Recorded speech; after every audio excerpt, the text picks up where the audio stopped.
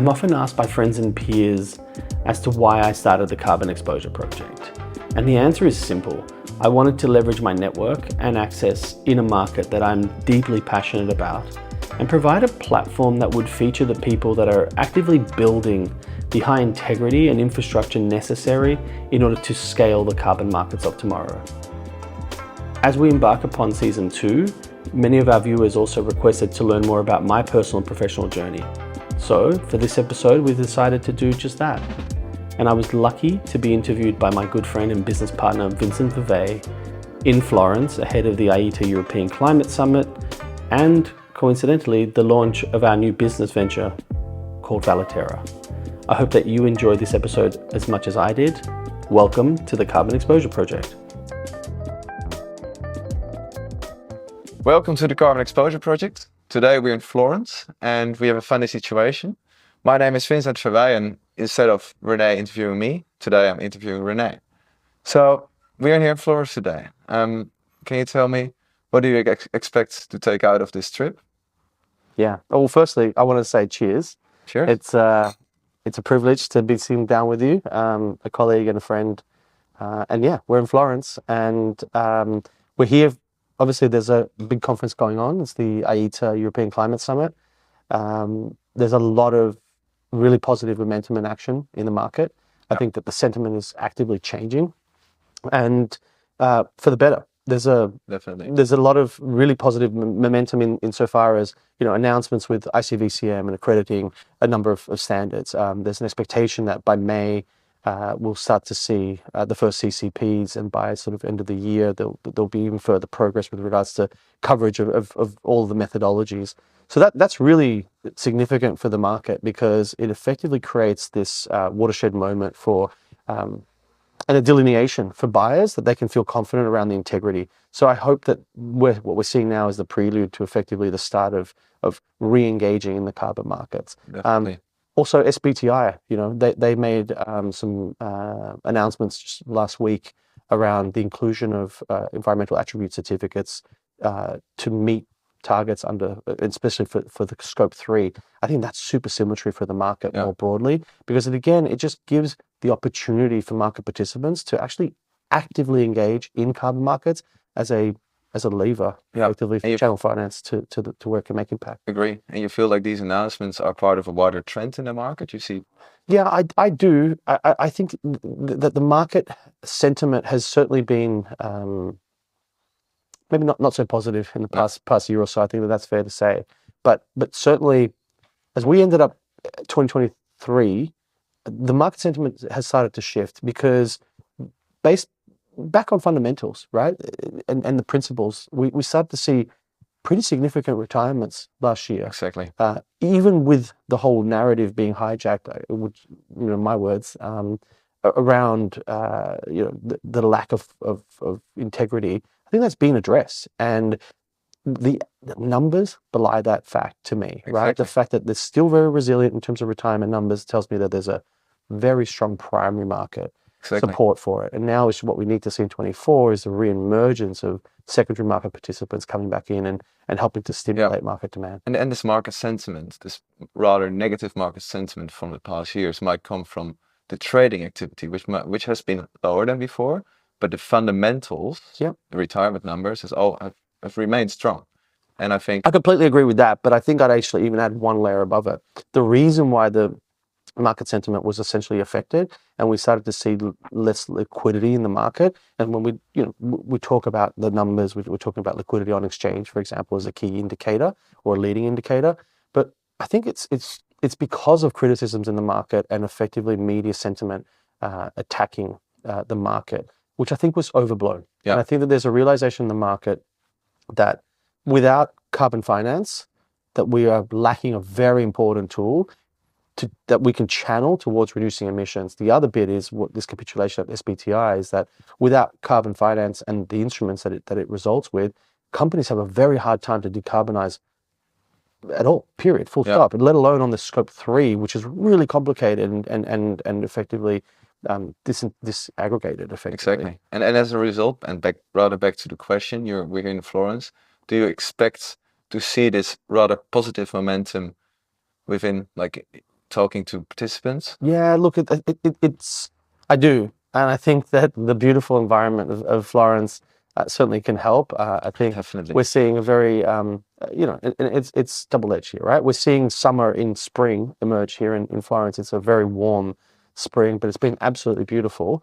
And I think that'll transfer in terms of positivity. But conversely, like, what's summer going to be like if spring is this hot? So there's always, that question around heat and indexes, etc. But yeah, I think the positivity is palpable. We've had a dinner last night with a number of market veterans and other participants in this space. Really positive sentiment. Again, thanks for being here. Pleasure, mate. It's great to also learn a bit more who you are. Usually, you are interviewing your guests, and I thought for the viewers of the Carbon Exposure Project, it would be great to also learn a bit more about the guy who's usually interviewing everyone. Yeah. So it's a bit of an uncomfortable situation you put me in, but I've capitulated. It could probably be a bit awkward, but I am for you being on the other side. But I'm just very interested. Like, oh, thanks, mate. That's very flattering. Elaborate a bit more on your career, what you have done, and how you're trying to help the market getting where it should be? Oh, I don't know if I'll try that last part, but yeah, happy to indulge and give a bit of background for folks that are tuning into the episodes on the podcast. Yeah. It's been a really interesting journey because, as you well know, my background, this is just sort of an extension to help to take back the narrative, but to provide content to folks that are looking to enter the market, those that are active in the market, and then those that are essentially helping to support the market, like the corporates. So they can better understand the complexity of the market itself. But my background is, look, I've been in carbon markets for a long time. So I entered in 2008, right? Early 2008. So this is sort of just before the financial crisis really started to hit. And I've been really fortunate to work in some amazing places. I started out my career at Climate Friendly. Yep. Had some amazing colleagues and mentors there. Freddie and the team there were fantastic. And then I was fortunate to jump then across to First Climate, which is one of the preeminent advisory and trading desks in the market, certainly back then and still today. And I worked with Jochen Gazner and particularly Sascha Lafeld, who were not only great friends and remain to this day, but they were really incredible mentors. Like, I learned so much from both of them and all of the other colleagues. It's interesting to me to, when I go to conferences, I meet people and they say, "Hey, I know you because I was at First Climate for X amount of years," or they might have joined after me. And it's kind of like, like a university. Exactly. You go, "Hey, you went to the same uni?" Well, folks went to First Climate. It was like either South Pole or First Climate. They were the finishing schools. And the further you go in your career, the more people you remember, you get. Oh, completely. Yeah, and also as you get older, mate, you start forgetting some people. But yeah, no, completely. So I worked there. I was in Sydney when I was at Climate Friendly. Then I went to. I still was in Sydney when I joined First Climate as well. I was fortunate to be entrusted to essentially lead the sales activities in Australia, and then I was fortunate enough to move across to New York. Cool. And I worked for First Climate and helping them to establish or re-establish a presence in North America. Being based out of New York was a really wonderful experience. And then life happens, and it just fortuitous events. These kind of closing door moments happen. I met some guys that I'd known before in the carbon market. Yeah. Nathan Rockcliffe and Ben Stewart, who are the founders of Expansive. Yeah. And I met them at a time, in their sort of early days where the market, what they were trying to achieve in the market, which the market just wasn't necessarily receiving. No. What they were trying to achieve is effectively to establish exchange trading of carbon credits. And so we met at a rooftop bar in Manhattan. Cool. At a standard hotel with some other mutual friends, and we were just chatting, and it led to an opportunity that I embraced, and I was really fortunate to join them on a journey.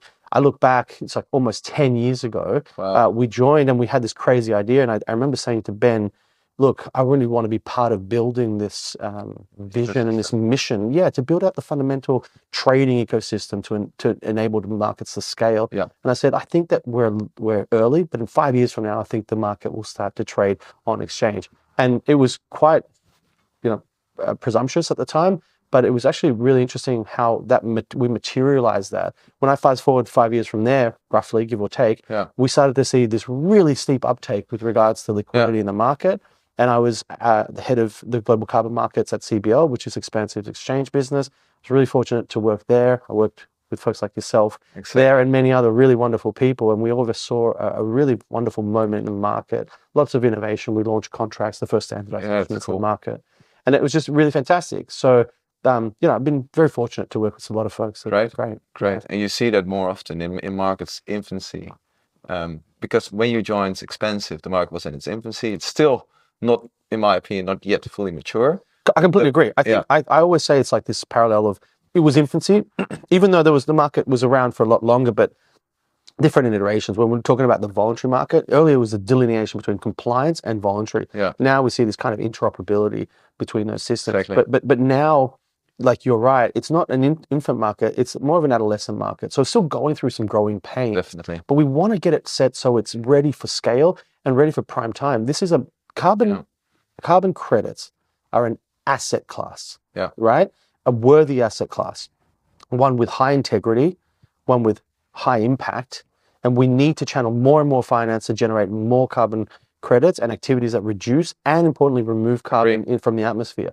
Why? Not only do they do that, and we have a finite carbon budget, but they also make significant impacts in communities on the ground and protect biodiversity. Agree. And so I feel very passionate about that. I agree, and I agree with you. And your quote you just mentioned, the market is going through has been growing through some growing pains. But I feel like everyone in the market is so passionate to address these growing pains and to really help the market further. And I personally feel like we are at a stage in the market where we are ready to go ahead and to go up again. Vinny, I love that positivity. I completely agree. I'm really buoyed by, and actually it's one of the kind of the impetus for me to launch this platform, but I'm really buoyed by the energy that the young people entering our market are bringing. They're helping to challenge the status quo of VCM 1.0 into VCM 2.0, and as we continue to evolve,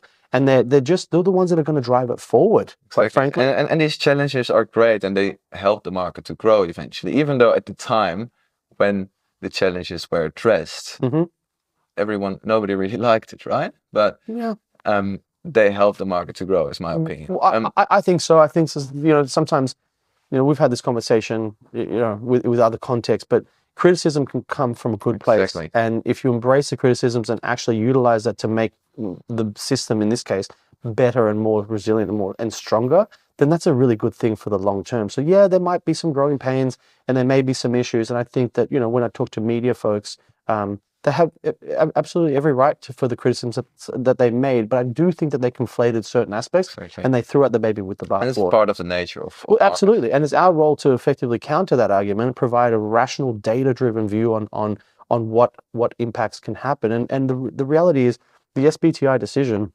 was driven in part, I believe, because of that realization, right? Exactly. That companies that actively participate in carbon markets, also renewable energy certificates and other environmental attributes, they actually price the externality. They take cash effectively and buy these attributes, and it creates now a cost on their balance sheet for them to decarbonize. And without it, effectively polluting is free. And so it's no surprise to me that the companies, and multiple parties have done this, Ecosystem Marketplace, Trove, Silvera, and others have done an analysis around this that demonstrate that companies that are actively engaging on a voluntary basis in carbon markets are more rapidly decarbonizing than their counterparties that do not have such measures. And that's a really important piece to bring home. And I think that's never been reported in the media because there's this propensity to report, negative stories because if it bleeds, it leads. And that's why there's a positive, let's just say, aspect to the Carbon Exposure Project. We're trying to take back the narrative and we're trying to create positivity in the market to re-engage and deliver solutions. Work on improving them, but delivering solutions. And I want to feature the people that are doing that. And has this been the goal from the start by Yeah, man. By setting up this podcast? It's really interesting. So I started the podcast in that reaction to that. Yeah. But effectively, it's been much more well received than I anticipated. Cool. I thought I would do like 3 to 5 episodes. It'd be a bit of fun. Market participants, especially younger folks, were telling me, hey, this is really inspirational. I really want you to feature better stories. Project developers are saying, hey, we really want to get on this platform and talk about the work that we're doing. And then there's this diversity of thought and diversity of representation that I realized I was just scratching the surface. So, I have a commitment to continue to underwrite this process. Just for full transparency, like I'm not commercializing the Carbon Exposure Project, right? It's actually a cost to me, but I'm happy to do it because I'm investing for the sake of improving the market. I'm investing in a market that I'm passionate about, right? And I'm putting my money where my mouth is. And I think that's really important because I want the market to grow and I want to leave my little bit of impact with regards to that. And if I can just motivate a few people to really continue to dig in. And I think that's inspiring, Rene. Oh, thanks, man. Briefly mentioned when you were talking about your career that mentors have been important for you. I think you mentioned Sasha Lafelt. He's currently a climate partner. I think. Yeah, he's personally chief carbon officer at Climate Partner. One of the best titles in the market. Yeah. Hey, Sasha. Personally, I've been lucky enough, in my opinion, that I've met you whilst I was at China Carbon. I think it was Aviation Carbon Conference 2019. Very much so, yeah. And we bumped into each other, got into a conversation. I was 19, I was 21 by the time. Yeah. And I asked you essentially, hey, it would be great to catch up a bit more often. And then you essentially, for me, you took over that mentorship role. Did you do that deliberately, or it was just natural part of growing a relationship, which could also obviously translate into business? Did you do it on purpose? Or? Yeah, I did it on purpose, Vincent. I saw huge potential in you, and I see huge potential in a lot of other people. I'm mentoring, I think it's like 15 people at the moment. Yeah, basically. And they're folks that I meet at different conferences. They're in different parts of their career, and they think that I have something to add value to their journey. Then great, I will accept that. Yeah. Entering the market early on, especially in 2008 and 9, I found it was really difficult to get a job back then because obviously the economic kind of pressures were really difficult. And I made myself a promise back then that if I was ever in a position of, let's say, decision-making capability, that I would at least take the time to listen to someone and then give them an opportunity. And what I realized along the way by having amazing mentors, Sasha and Jochen in particular left an indelible imprint on me. And the age difference is not so much. It might be 6, 8, 10 years, but you just have that head start on somebody, and they can teach you the ropes. They can teach you specifically the right culture that begets success, right? Yeah. And I learned that from them, as well as the subject matter expertise, right? Like I learned about marginal abatement cost curves from Jochen, right? And so having those mentors help to guide you through your career is incredibly impactful. And I was a beneficiary of that, so I felt an obligation to pay it forward. Yeah. So with you, it was very easy, right, to engage with you, and then to see how we could help you to grow and to harness your potential. And we're doing it with a lot of other younger people, and it's really great. And could you elaborate a bit more on the culture you just mentioned you're trying to create there? So I want, through example, to foster a culture of excellence. Yeah. For me, we need to do the best possible, in particular, service with clients, right? I've been in an advisory capacity throughout my career. When I was at the exchange, it was building the infrastructure component, but I still provided a lot of advice to clients, helping them to understand, especially building capacity in the market. We worked with airlines just 2015 and 16 as Corsia was adopted, and then in preparation for the pilot phase. Mm-hmm. And so you have to help to guide those clients along. And so for me, the culture piece was one of service, right? One of humility, and one of consistency, right? And so amount of time that we dedicate to spend with clients and helping them to achieve their goals, we benefit from that as well, right? So if we help clients to decarbonize and achieve their goals and help to really unravel the complexity of that journey, then we provide value to them. Exactly. And as a result, because it's business, then there's financial flows to us, and obviously on the project side to them, but there's a benefit that's shared. And that's what I learned from really great mentors, that you can deliver value and you can still have a transaction, and that's a wonderful relationship to have with clients. And can I just say one other thing? Not only have I been shaped by really great mentors and all this sort of stuff, but I've been blessed to have the best customers and clients ever. Like honestly, I mean, a lot of my clients, I do. And you've seen the relationships that we've built, And, it's just real friendships, like, because people do business with people. Yeah. And you end up working with someone on it's a complicated problem. How do we solve this? And you build rapport. Exactly. You might have a drink with them. You might have a dinner. You work together on solutions. Yeah. And you hang out with them. I've been all over the world with you. Exactly. Mainly in the beginning, were mainly your clients. As I've been growing in the market, vice versa. You also went. We went together to We my had some clients. great client meetings in lots of different places, as diverse as London and Amsterdam, New York, but also like Atlanta. And exactly. I've had some great experiences, and so that to me is like also the part of the culture. It's like the experience. It's like the tapestry of your life is really just a collection of memories. And if we do right by people, they'll tend to do right by you. It's not a magical thing. No. And so that's the kind of culture that I want to kind of instill, not only in the organizations where I'm in, but also with the folks that I can help to mentor. Exactly. So yesterday we set up a company. We launched the company yesterday. And that's also another reason why we're in Florence right now. Yeah. Could you elaborate a bit more on the culture you want to create in Valitera and what your goal is to do here in Florence? Yeah, no, that's great, man. Look, to come back on the journey, this is essentially the culmination of all of those experiences and all of the lessons that I learned throughout my career, and a realization that I have an opportunity really to lead and to collaborate with an amazing group of partners, yourself included. And our mission is to help to provide advisory and trading services to clients to help them to navigate the complexities of carbon markets and broader decarbonization journey. Exactly. And we remain steadfast in that commitment. And what we're going to do is to leverage that experience and helping to build not only the infrastructure component and all the advisory experience, but all the market experience to help to bridge that gap. There's a lot of advisors that work on what I tend to call the upstream side, the strategic advisory. There's a regulatory and policy landscape that's really complex, and they do amazing work. Think the Bains and Pollinations of the world. All the Pollinations also like an investment bank, right? Exactly. But you've got PwC, you've got McKinsey, and these folks that are in boardrooms and helping companies understand their greenhouse gas emissions, their liabilities, and ultimately helping them to look at how they can decarbonize.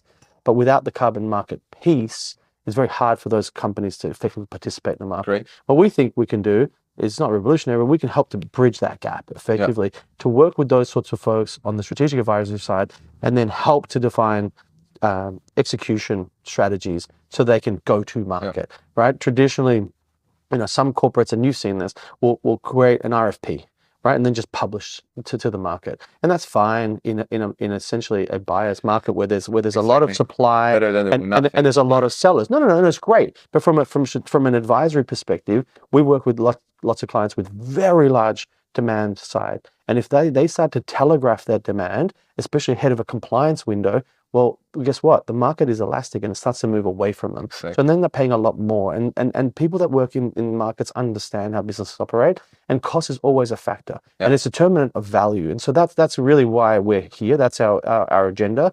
And it's part of our core ethos, right? So the name Valitera is an amalgam of value, impact, and earth. And value is really key for us. So, that's it. So we're essentially trying to maximize strategically the market opportunities for them. So when they got to buy, they're not hyping up the entire market and end up buying at huge cost. But and we've seen examples of that. Sometimes a client will come in and provide a bid interest to their broker or advisor, and then that gets telegraphed across the market, or they'll talk to multiple parties thinking that they're getting them to play against each other.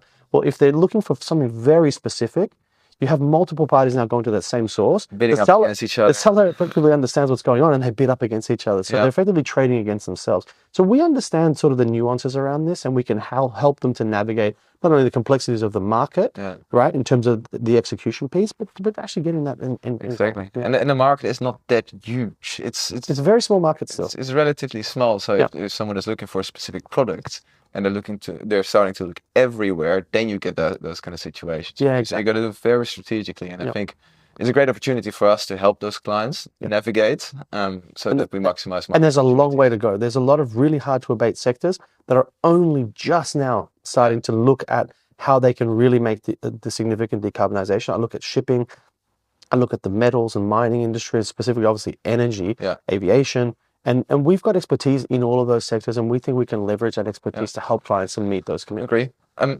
on the other side, Yep. I was wondering, what do you think are the biggest threats for our business and the market in general at the moment?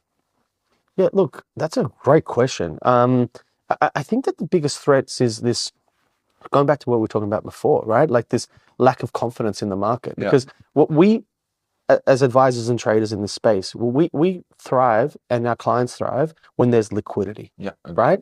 And the confidence and the erosion of that confidence and erosion of that trust that's occurred over the last couple of years has essentially removed those bids on the screen Yeah. and in the market, OTC, and has reduced and throttled that liquidity. So now you see depressed prices and we see effectively less finance going to project activities. That's one side.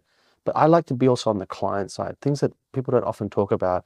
I work with a number of airlines, as you know full well, that were leading up to a pilot phase for Corsia, and in that timeframe also set really extensive, carbon neutral commitments in 2020.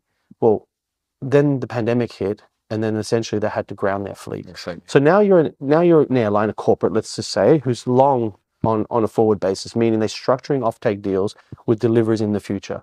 Well, what happens when there's this type of adverse event and they need to become not buyers but sellers? Yeah. And if the market's illiquid, they can't sell into it. Now, thankfully, during that time, we also saw an increase in market demand from other sectors. So as the airline industry and our clients that were long on forward contracts, they came in, we urged them to take the delivery and then sell into the market. Yes. And there were instances, and obviously can't talk specifics around certain clients, but they were able to rotate their portfolio and actually make money from the market. Yeah. And that to me is a sign of a really healthy market. And it happens in every other commodity and asset class, right? And it just hasn't happened in carbon for like historically. You say we got to get back to that liquid market again. I think it benefits, the rising tide benefits all, like rises all boats. And I think it benefits everybody, including buy side and sell side participants. So the biggest threat for the market and for our business is illiquidity. Illiquidity. Yeah, thank you. Yeah, right. Completely agree. So thanks, Vincent. I really appreciate you turning the tables here and effectively being my interviewer, and appreciate being the guest. I hope that what comes across is that it's my passion for this market. I'm really passionate about the carbon markets. I think that they're an important tool to help to decarbonize. I want to be clear, I don't think that it's the only way. You still need to do the internal decarbonization measures, and I can tell you that the clients we work with have always done that. Yeah. But I'm really excited to obviously be here in Florence and to embark on this next journey with you and our partners for Valitera, and really excited about the challenge. And on my end, I'd like to show my appreciation to what you've done for the markets, and I think you should just keep going. Yeah, we're resilient, and look, we've got a long way to go. There's a big challenge ahead, Exactly. And we've got a very finite carbon budget and a very finite time window for us to avoid these tipping points. And so we're resolute with regards to what we're going to deliver. Exactly. We got to get to work, man. We've got to get to work. Exactly. Cool, mate. Thanks. Cheers. Appreciate it. Thanks, buddy. Thanks for the time. Cheers. Cheers.